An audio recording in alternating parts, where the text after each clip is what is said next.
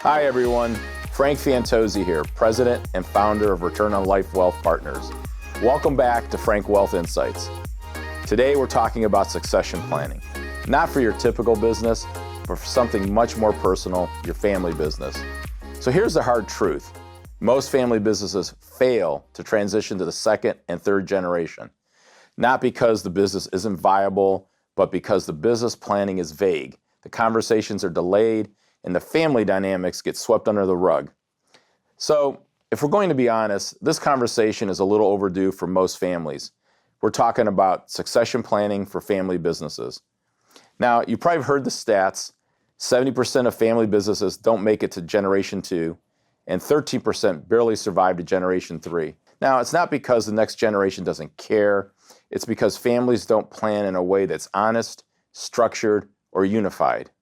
So today we're going to dive into what gets in the way, what to watch for, and how to transition your business without torching Thanksgiving holiday.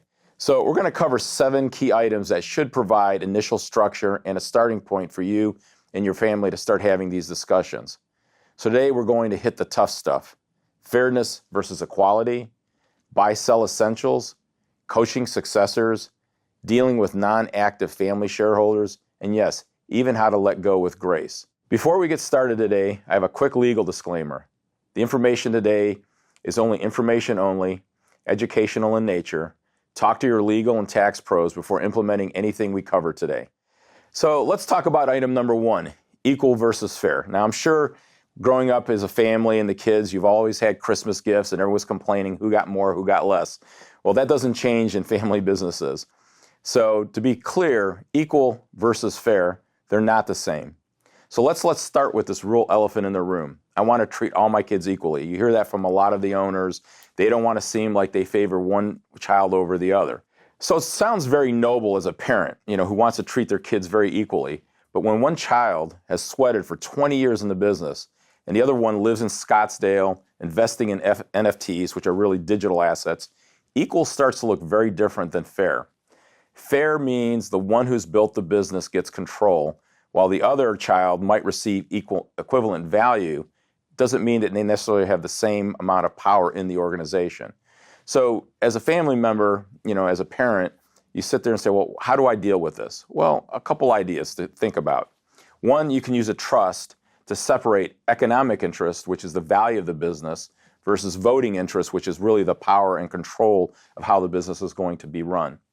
The other is you can assign control shares to operations and non-voting shares to passive family members who really are not in the business, and really the business is an investment for them. And third, which is very important, is using a third-party valuation to assess and freeze shares if you're doing any type of gifting to your children of the interests of the building. So, one example we had a client with a successful equipment dealership that had 4 children. 2 worked in the business, 2 didn't. He wanted them to all feel the love, so he gave them equal shares of the business. Well, this really lasted about 6 months before the outsiders, the kids not working in the business, demanded dividends that would have drained working capital needed for the business. So we discussed this, and with the advisors on board, we restructured the business, giving the active children, the ones working in the business, control, and the others income via basically what they call a preferred share class. So this conflict then dropped, the business saw stronger performance, and in months that followed, the business continued to operate and do well. The second item we're going to talk about really is active versus non-active family members, managing really expectation. So when everyone has ownership, everyone's an expert, but you have the family members that are really working in the business, and you have the other family members that are not in the business acting as you always used to hear in football, Monday morning quarterbacks. So when it comes to a family business, everyone feels they have this stake in the business, but even when they're not involved in operations. So, a common issue is my brother gets a company car, travel, and salary, and all I get is a dividend once a year. So how do you deal with this separation of active family members versus non-active family members? So one of the recommendations we talk about is be very clear and deliberate about roles. Everyone has a role in the organization, and those roles need to be clearly defined with expectation, compensation, the perks, and responsibilities. This needs to be very transparent so that the non-active members understand where the money's going and why. You should be holding regular shareholder meetings that include financial transparency. This really eliminates a lot of the guessing and, well, wait a minute, someone's hiding something from me. And then consider separate compensation committees for non-family employees. So this allows, again, further transparency and allows for the stakeholders to feel that they have a say in what's going on in the company. An anecdote I like to share is I had a client's daughter who was running the marketing department of an organization, and she was crushing it. Her cousin was a 2% shareholder who lived out of state, and he kept raising questions about travel expenses. So again, to create transparency, we created an internal expense review committee and had a quarterly shareholder dashboard. What this did is it depersonalized the criticism. It wasn't, the cousin accusing the daughter of X, Y, and Z. So when you depersonalize the criticism and you create objective dashboards, trust becomes much more restored because there's transparency between the family members as well as non-family members that are stakeholders in the business. So we're going to talk about item number 3, and this one's always an interesting one. Tenure does not mean readiness. So the problem comes with time served. People feel that there's an entitlement. Well, I've been here the longest, I know the most. And that's really a major trap. Assuming a person who's been there the longest is ready to lead is a really an unfair assumption. Tenure does not equal talent. And succession isn't a pension, it's about being promoted. And when you think about promotion, what are you looking for? Demonstration of acumen, taking on responsibility, being able to lead. So one of the things that needs to happen is evaluation, an objective evaluation about emotional intelligence, strategic vision, the ability to manage teams, not just tasks, and leadership under pressure. So, how do you accomplish all this? Well, having an advisory board, having an outside third party, they come in and use tools, for example, a 360-degree feedback, which allows feedback to everyone so that they understand how they're being perceived within the organization. There's numerous leadership assessment tests, and there's professional organizations that come in and create these assessments. And the benefit isn't just to say you're not qualified. Part of it is if you're weak, say you're one that's intended to take on a management role, and you're weak or deficient in certain areas of leadership, what the assessments will provide us is a tool to say, all right, you're not quite ready, but here's things that we need to help you work on so that you can assume that leadership position down the road. And then executive coaching. I can't stress enough, coaching is very, very important. You think about athletes, for example. Tom Brady had a nutrition coach, had a quarterback coach, had an offensive coach. All these coaches help make Tom Brady great. So why wouldn't you take that same logic and apply it in the business world where, you assume that just because you have experience and you've gone to college, or maybe not even gone to college, you have all the necessary tools to take on an important position to lead the organization. So executive coaching, these feedback assessments, these are all going to be helpful in assuming that you can determine that this person can take the next step. But it also tells you they might not be able to. So sometimes a family member can only rise so far. And that has to be a hard conversation that you need to have with the family member. You have to remember, you have to treat the organization as its own living, breathing entity. And you have to do what's in the best interest of that organization. And so if you cannot promote within, you could still be an owner in a company. You could still maybe have a position if you're working in the business. But you might need to go outside the business to fill certain key roles if it can't be filled within from a family member. So again, a tip is to create a succession scoreboard. Make sure you're evaluating all the candidates with objective metrics. Try to avoid the family politics. Bring in third parties from the outside. This will help create an atmosphere of trust and objective discussion so that everyone can have that hard conversation if needed. And while it might be a tough pill to swallow, it doesn't, again, ruin the family holidays. So item number 4, we're going to move on to coaching and mentorship. So this goes back to the coaching. Grooming the next generation. Succession is a process. Again, it's not a promotion. So if you're really thinking ahead, right, trying to look, as they say, the big buzzword today is looking around the corner, you need to start building a runway. And usually we start advocating like building a runway about 10 years out. So that way you can start to groom the candidates for these senior positions within the organization.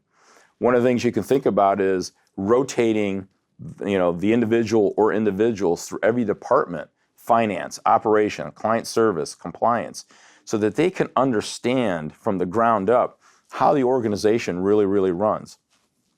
You can also include external mentorships to expose them to life outside the family bubble. I mean, you tend to have a bias or an optic based on how the family sees everything.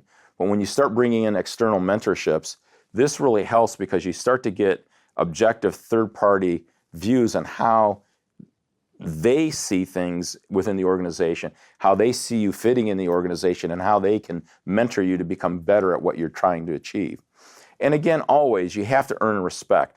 The one thing you have to realize is that in a leadership position, everyone's always watching you, and they just don't want you to inherit the position just because of blood. They want you to know that you've worked hard to gain the respect of not only all the employees, but the key stakeholders, because every organization will have non-family key stakeholders that are very key to the organization. And the last thing you want is for them to basically kind of abandon ship and leave and take the institutional knowledge with them.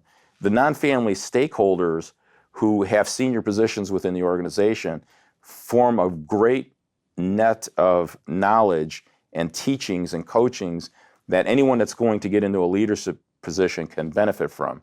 So another story, one of our families had a next-gen CEO who trained at a competitor for 5 years before returning to the company so that they had a stronger perspective of not only the organization, but a respect from the longtime staff people because they went outside and they've earned it. And they came back with a different perspective that wasn't, wasn't biased by just working in the business as soon as they got out of high school, as soon as they got out of college. And the family described it as, best decision they ever made. And so we often tell family business owners to allow their children to work elsewhere to gain an appreciation for how businesses actually operate, run, the challenges, the difficulties, and the interpersonal skills that are really needed to move up the ranks and manage and lead people, because you want people to follow you. If you are leading by a dictatorial mandate, they're following you because they need a paycheck.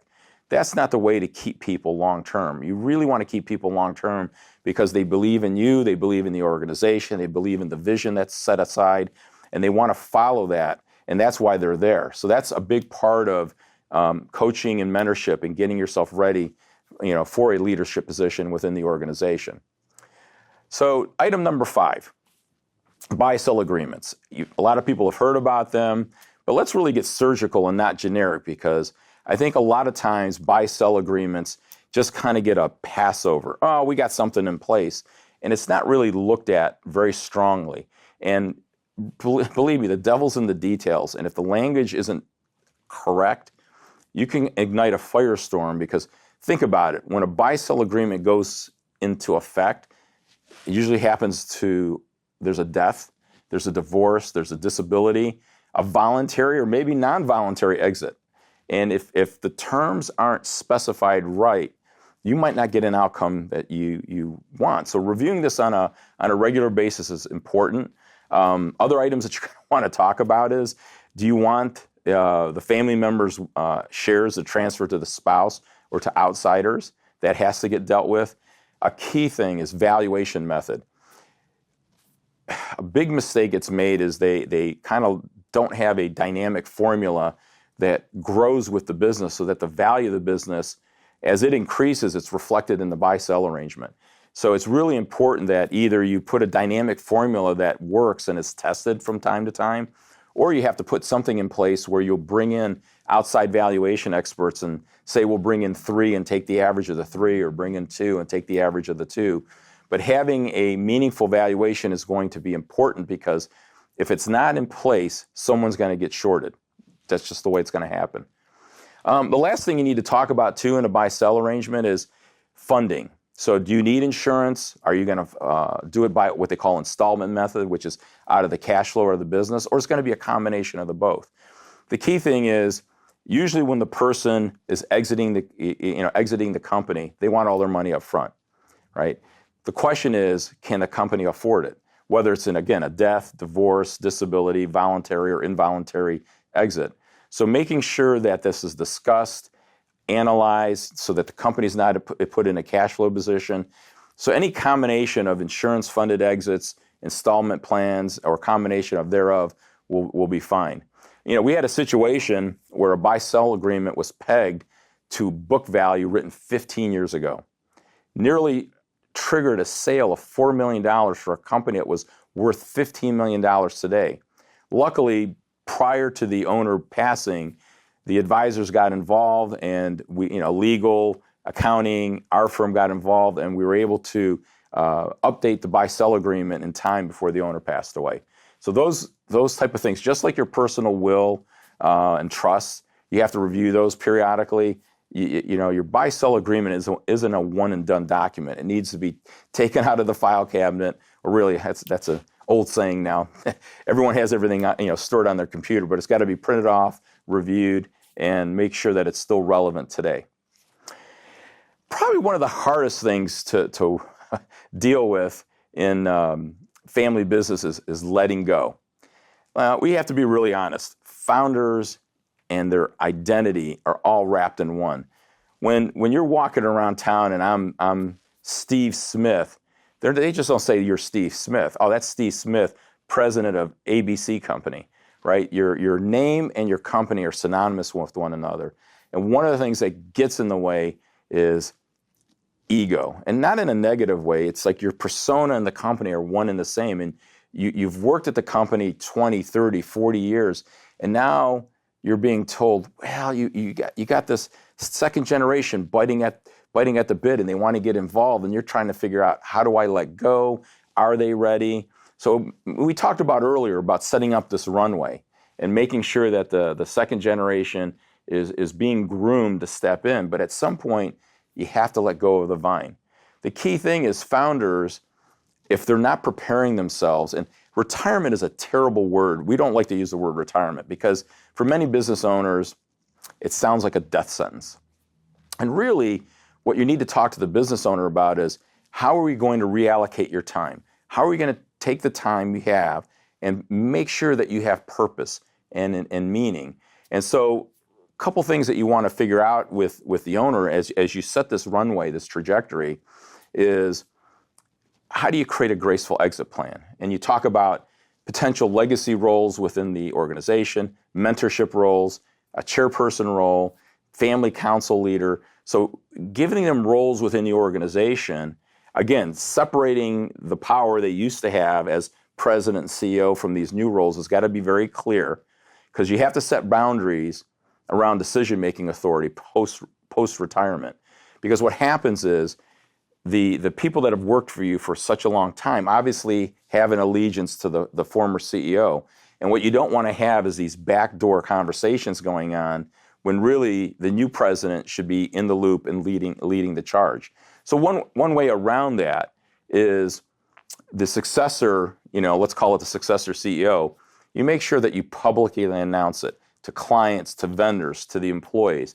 You really want to make sure that everyone knows this is the new person that's taking the reins and everything has to go to this person without just kicking the old CEO president to the curb. Again, transition in phases is important. Doing a dramatic cutoff, like pulling off a Band-Aid, isn't the way to do it. And again, creating purpose and meaning. One of the things I've realized over the years in advising clients is purpose matters. When you don't have purpose, it's tough to have passion about what you're doing.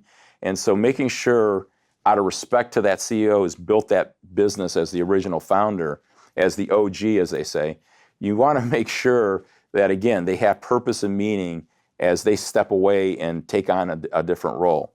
So other things that we talk about, philanthropy teaching on a board, things that are not related to the company. A key thing, though, and this again is part of the planning process, is making sure that the owner and his life isn't just around the company. They need to start having things that they're doing on the outside, family, again, philanthropy, other things that they're getting involved with, that they could start spending more time as they transition away from the CEO president's position. So lastly, the last thing we want to talk about is blind spots, bottlenecks, generational layering. Key things, not having a contingency plan. You can put all these plans in place, but what happens if you get hit by the bus, right? A heart attack with no succession plan leaves everyone scrambling. So making sure that the plans are in place and having more than one plan. This is option A, but if certain events happen and option A might not be viable, what's option B and option C? Again, not putting in second generation governance. If the founder passes away and the power is shared, how's it going to be shared with Gen 2 and Gen 3? So again, having this all documented, a family constitution, things like that will help govern the individuals who are helping the family plan for the second generation and third generation. Another really is what I call the founder bottleneck. This actually hurts enterprise value. If everything has to run through the CEO, the founder, then what you're saying is you don't have a strong management team.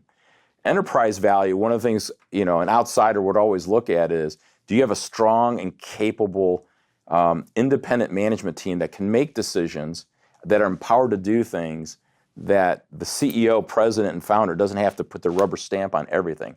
That's usually not a well-run organization. We also talked about ignoring non-family executives. These are what I call stakeholders. They're very important to the business. They've been there a long time. They have institutional knowledge. Clients value them. The rest of the team respects them, just as if they were family and ownership. So you have to make sure your stakeholders are taken care of, they're listened to, and if possible, if they're that valuable, how do you tie them to the organization so that they don't want to leave? Okay, so that's really, really important. A couple of best practices I want to share at the end here is kind of like a three-tiered system. From day-to-day operations, you need to have family and non-family members involved on teams, okay? Making it just family only, you'll start to disenfranchise the key stakeholders that are non-family. Always consider having a strategic board or advisors, partly having some mix of family and professionals. It's really important. You have to have a check and balance. Families become myopic, you become biased, and if you don't have people on your board that are willing to get in your face and tell you you're wrong or are not willing to challenge you, you're really hurting yourself and the future of the organization. And then we talked about ownership class. Again, just because you're family doesn't mean you should have a birthright to work in the business, especially if you have no skills to work in the business. And separating roles by power, like voting power, versus receiving income and dividends, all that needs to be discussed, but it's a way of helping families balance things out.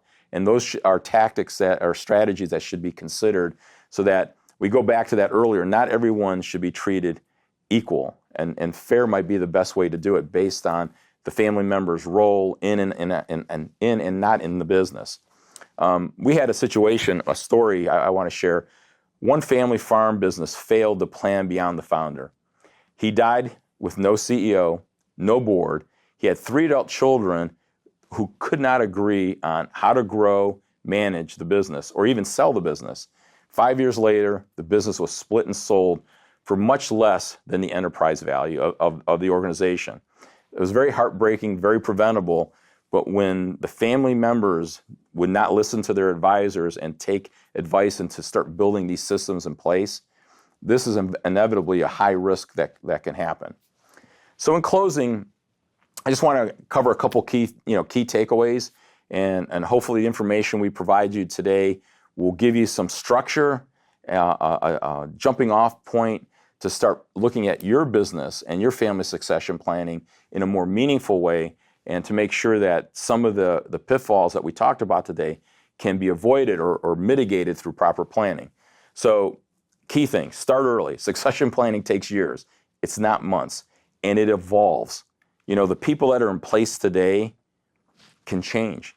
A family member, the chosen son or daughter who you think is going to rise and become president, one day might say, you know what? I don't want to be in the family business anymore. So succession planning, like anything, does take time. You need to review it. You need to stress test it. And you need to make sure as things evolve, the business, the family, that everything still is in line with the goals and wishes of the entire family. Separate ownership, control, and income streams. Again, we talked about, fair versus equal. Usually the people that are working in the business really have to have the power to make the decisions. People not working in the business are protected as a shareholder, but really they're going to be limited to receiving income from the business and limited in the amount of voice they have in the business because they're not working in it. They don't have the expertise. They don't have the day-to-day knowledge. Coaching, can't stress it enough. You have to prepare your next gen for these key management roles. Experience might just not be enough. And if you really want to be elite in your business and your industry, coaching is going to be essential. We talked about fair is not always equal, and that's okay. You just have to, everyone has to learn to live with that, because when you try to force it, when you try to make everyone equal, it usually kicks you in the backside really hard.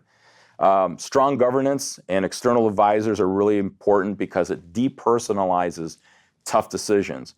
A lot of times, parents have a tough time having the hard decision with their children or siblings between one another. And when you involve external advisors and empower them, this really creates strong governance so that there's meaningful input from the family and your external advisors. And lastly, you have to plan for the founder's future. Again, we all know you're not going to be president forever. You don't want to die with your boots on, but you want to have a meaningful exit. And if it's done properly, with intent and purpose, usually it becomes very successful that the former president and CEO steps away gracefully, and then the incoming next generation president steps into the shoes with everyone's buy-in. So, final call to action. If you're a family business owner, you already know the stakes are high. Your net worth, for most family business owners, their net worth is tied to the business.